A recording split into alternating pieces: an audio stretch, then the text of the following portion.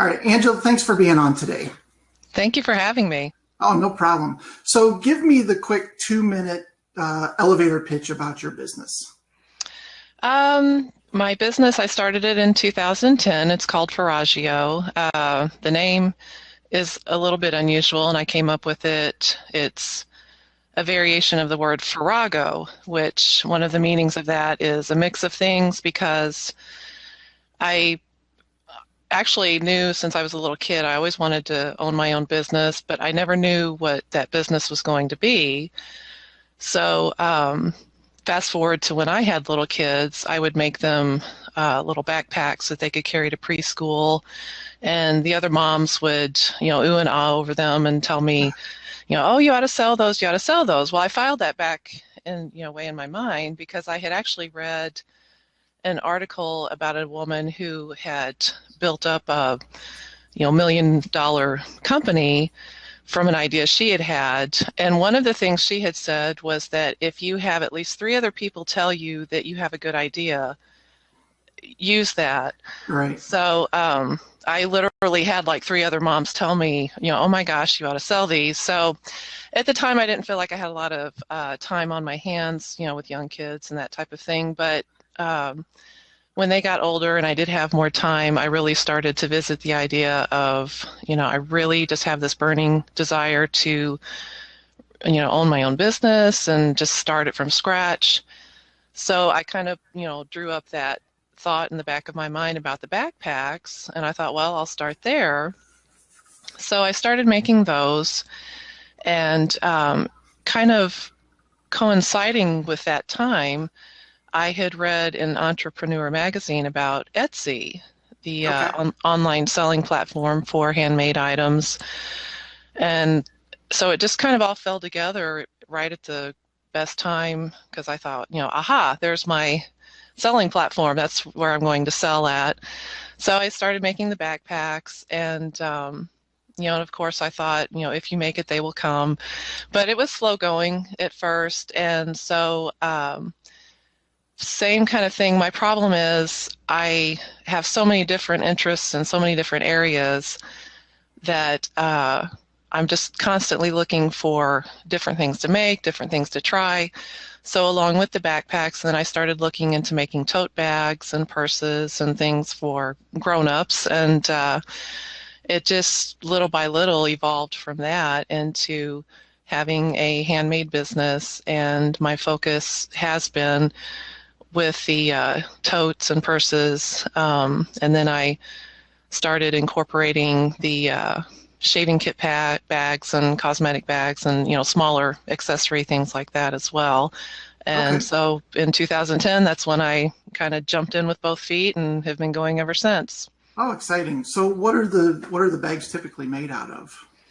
When I first started, they were made out of cotton. Just I love any kind of pattern, color. Just I'm always interested in different color combinations and even trying some colors that you wouldn't necessarily think would go together, but just trying to marry different patterns with different colors.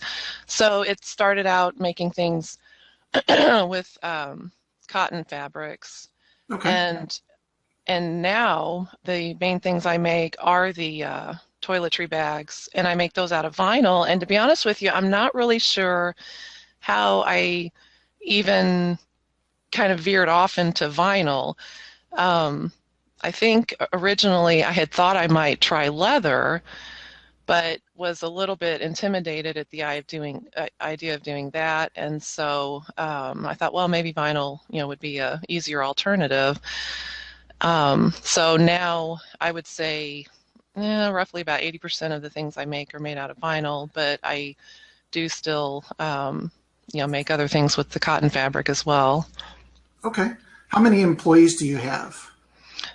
0. I'm a one-man band here. Just here. Okay. Hey, nothing wrong with that. Yeah. And you've been doing this full time since 2010, so this is your 5th year. It's my 5th year, but actually not full-time. I had a day job. I was a part-time administrative assistant at a landscaping company that I had been working at since 2003. Okay. So when I started my business, it was on the side, and I kind of kept it on the down low. My boss he was great, but I wasn't sure how he'd feel about me, starting this other thing on the side. So I kept it kind of low key to start out with. But as my business grew, then I started looking into the idea of transitioning into, quitting my day job, so to speak, and doing this full time. So actually, it was this year in March when I put my 2 weeks notice in, and Oh, wow. again, kind of dove in both feet, and have been doing it full time now since then. Oh, that's terrific. That's really good. So, you said that you got into the industry in the first place because people were telling you that those were really cool items. How did you go about learning how to actually make a tote bag, for instance? Well, that's kind of an interesting story. I actually almost flunked home ec in high school. I almost flunked the sewing Okay. portion of it. I was a little bit of a slacker back then, so that had a lot to do with it. Um, I'm When I first got married, my husband was in the Air Force and, low income. So I had started out making like curtains and just little things for around the house to save money. So that's how I kind of got started seriously sewing. And just, again, kind of kept that, in the background. And so then when the kids were little, and again, just, saving some money, and at preschool age, it was pretty easy to make something that, didn't need to be too sturdy. So I had looked up online for a children's backpack pattern and found one Okay. that looked fairly easy to make. And so that's how I got started with that. Oh, very cool. Well, that's kind of an interesting way to do it. Just look it up and throw yourself into it, I guess. Yeah, exactly. And so same kind of thing. And I like to I do look online for patterns and ideas, but then I look for little ways to make them my own, kind of put my own personal stamp on them too. So that's what I did do with the backpacks. Like I started getting into the quilted material and things like that. And then same thing with the totes and the toiletry bags. There's just even little things that maybe other people might not notice, but that I have worked into the patterns that I feel like kind of puts my stamp on it. And two, quality is a big thing for me. So Sure. I want to make sure I'm doing things that make these, a quality item for somebody. Okay. And you also do like monograms or you do some sort of personalization type stuff as well. I do, yeah. I got an embroidery machine probably about 2 years ago.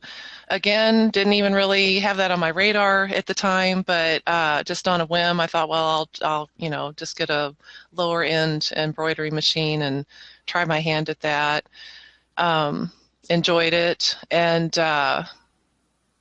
kind of with the idea of maybe incorporating it into my business, but also just personally, I, thought I might use it for personal use too. But kind of what kick-started me on the road to being able to quit my day job was getting the embroidery machine, because then when I started monogramming the little toiletry bags and listing those online, that's when that was kind of a big turning point. I, kind of clued into the fact that, personalization was a big popular thing, especially among the wedding crowd. They're always looking for different gifts for their bridal parties and the Oh, groomsmen yeah. and things like that. And so kind of happily stumbled into this new area that became very popular. Oh, interesting. So I want to get into kind of the marketing side of things since that's what I like to talk about. What has kind of been your biggest challenge with getting customers?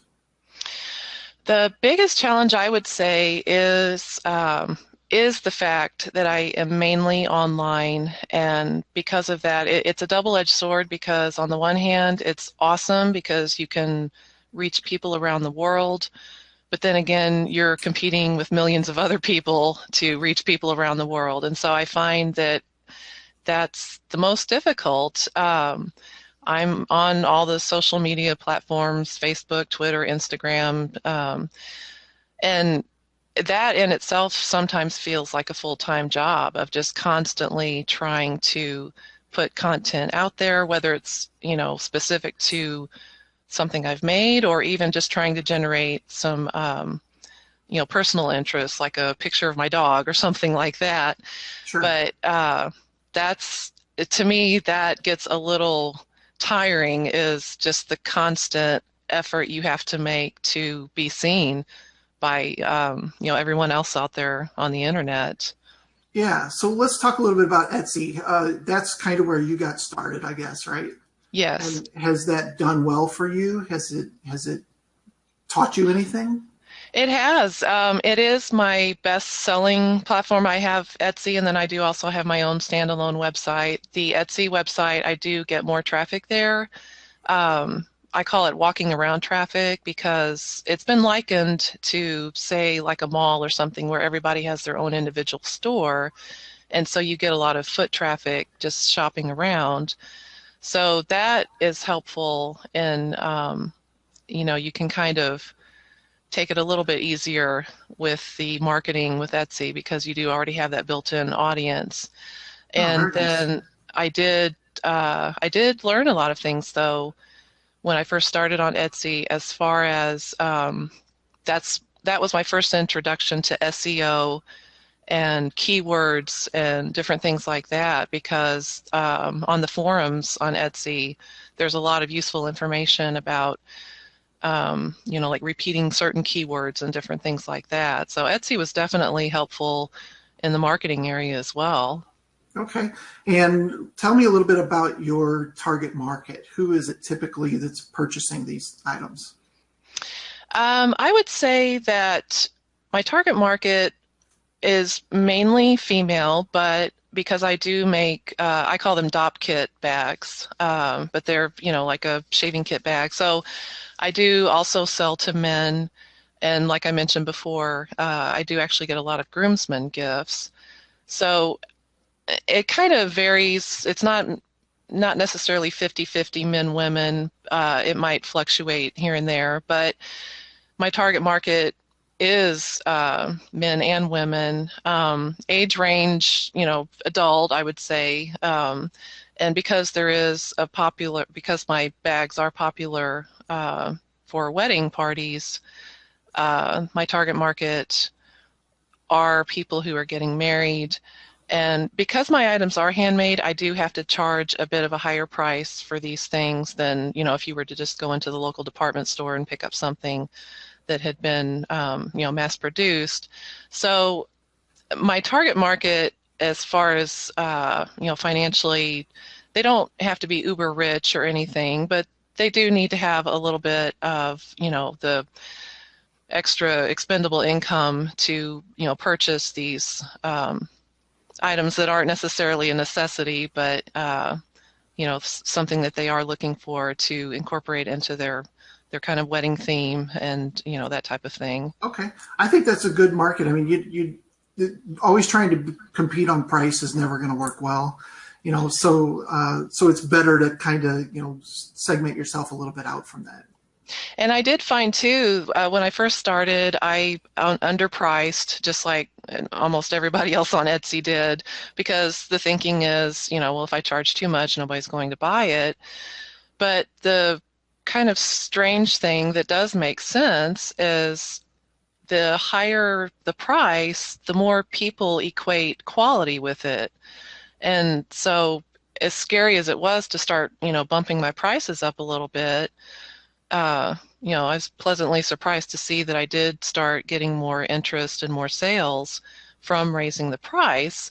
And I try to keep the prices reasonable, but I do want to convey the idea that, hey, this is a quality, handmade item that I've put a lot of, thought and effort into, and that's why I have priced it at this level.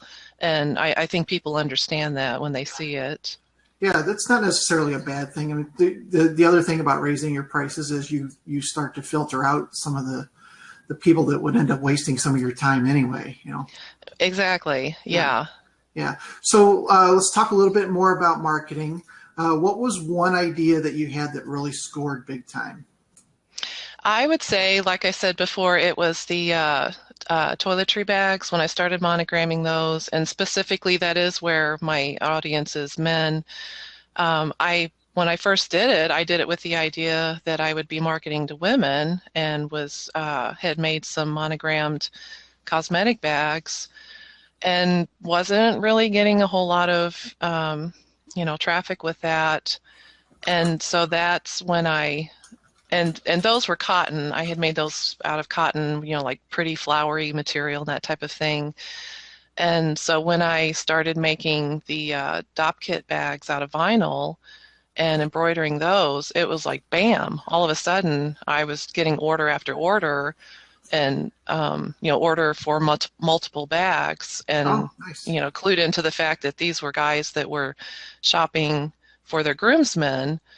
And so again, it's like I feel like a lot of things I do is just kind of like, on a whim, but a lot of times those whims pay off. And two, I look at it where you never know if you don't try. And so that's, kind of my philosophy is I'd rather give it a try and it not work than to never know for sure. So that Yeah. ended up being like the best idea I've had so far, was monogramming those Dop Kit bags, because that's been the best seller. Yeah. I don't know. I don't know if there's any business that's in business today that started out is still doing exactly what they started out to do. So True, yes. Yeah, and actually that makes me feel a little good, because sometimes I feel like I'm, all over the board with things, but again, I don't want to get stagnant either. I want to, keep moving forward. right. And there's also, I mean, you read stories about people that are risk takers and willing to take those, jumps. And if it works, then, good. If it doesn't, well, lesson learned. So Exactly. yeah. Yes. Yeah. So let's switch the topic and talk about the worst marketing idea you ever had. Um, I would have to say it wouldn't really be one particular thing, but just through these 5 years that I've been doing this, it's like a lot of little things. Again, I kind of jump around to different ideas, and so I may get an idea, and you know, my tendency is to jump in with both feet, and so I'll start buying the supplies I need, and so financially, I have to be very careful to be aware of, okay, let's dial it back a little bit and see, what am I really getting into? How much am I going to spend? And then, also trying to research, okay, if I do try this, is there even a market for it? So I have found, for me, that's my biggest downfall, is like the little, death by a thousand paper cuts kind of thing, where it's just these tiny little things that I'll do, that I kind of, shoot from the hip, and don't take everything into consideration before I do it. And then I find that I've, spent money that I could have put towards something that would have been more productive. Yeah, yeah. That I'm a lot like that too. Go out and have a great idea, go out and do a bunch of stuff, and then do the market research. And Yeah. Yeah. oops, that's okay. We're human, right? Exactly. Yeah. Well, and again, I try not to be too hard on myself, and just try to keep the idea of, you learn from your mistakes. That's how you learn what works and what doesn't. Yeah, yeah. So let's pretend for a minute that money was no object. All right. You've got a bank account full of money. What is the craziest marketing thing that you'd like to do? I've thought about that before, and for me, it would be, again, just trying to get my business out there. Like a big neon billboard on Times Square or something like that. Because I'll drive around St. Louis and I'll see billboards, and I'll think, oh, I wonder what it would be like to, like see my business name up there. So that, I guess for me, it would be that type of thing where it's, just buying buying a blimp to fly overhead, or Okay. something on a more grand scale, as far as, advertising. So mostly branding. You would want to get your name out there. Exactly. Yeah. Okay. Okay. Very good. How can people find out more about your business? I would say the best way is my website would be easier to get to, and it's farragio.com. And I do have an about page on there that gives a little bit of a biography of, how I got started and what I do. Etsy, same thing with Etsy. If anyone's familiar with Etsy, I'm on there under the same name of Farragio, and there's an about page on there as well. Okay. And it just, again, gives a little bit of a background and, kind of showcases what I do. Okay. How do you spell Farragio for those listening? Okay, it's F as in Frank, Arragio. Okay. And that's Farragio.com. Yes. And what about Facebook? Facebook, Farragio was taken, so I went with Farragio Fun. Oh, interesting. Okay. Yeah. So it's Facebook.com/Farragio Fun. Yes. Okay. And then all the other platforms like Instagram, Twitter, Tumblr, it's all just under Farragio. You can find me with that. Okay. I did want to talk about social real quick. Which of those platforms is working best for you? Right now, I would say Instagram. And I have found from the things that I've read in the Etsy forums that seems to be most popular for everyone. Okay. That's always been interesting to me to see where the tide kind of goes for these different social platforms. Used to be Facebook, but then when Facebook went to paid ads, I know a lot of people took a hit from that, and I as well, because I am a very small business, and like I say, kind of a one-man show. I have to be careful of how much I spend, and and I'm a little bit of a cheapskate too, so I want to be really careful of what I pay for. So Yeah. the Facebook's ads kind of put that to the wayside, and then Twitter seemed to be popular for a while, but now I find Twitter seems to be more popular for like big business and celebrities, and that's kind of a PR platform for that type of thing. So now it seems to be everybody's gravitating towards Instagram because right now it's free, and it's a great visual platform, especially for someone like me that that's what I'm all about, is I'm making something and I need people to be able to see that, see what I've made and what I'm doing. Yeah. So yeah, I'd have to say Instagram has been, now at this time is Okay. my most popular. Okay. I got two things. First, I'd like to talk about Pinterest, but as far as Instagram goes, you can now do ads on Instagram. Have you tried any of that or dabbled in that I yet? have not. Okay. I've noticed that lately there's been some sponsored posts that Right. pop up in my feed. So I assumed that there was some sort of paid ad going on, but I haven't looked into it again just because if I can do it for free, I'm going to do it as long as I can for free. And when Sure. it no longer is working, then I'll look into the paid part of it. Okay. That's fair enough. So along the lines of Instagram, it's very visual and very popular, obviously. How about Pinterest? Are you doing anything on there? I am on there, and actually, that's where I have my most followers numbers wise.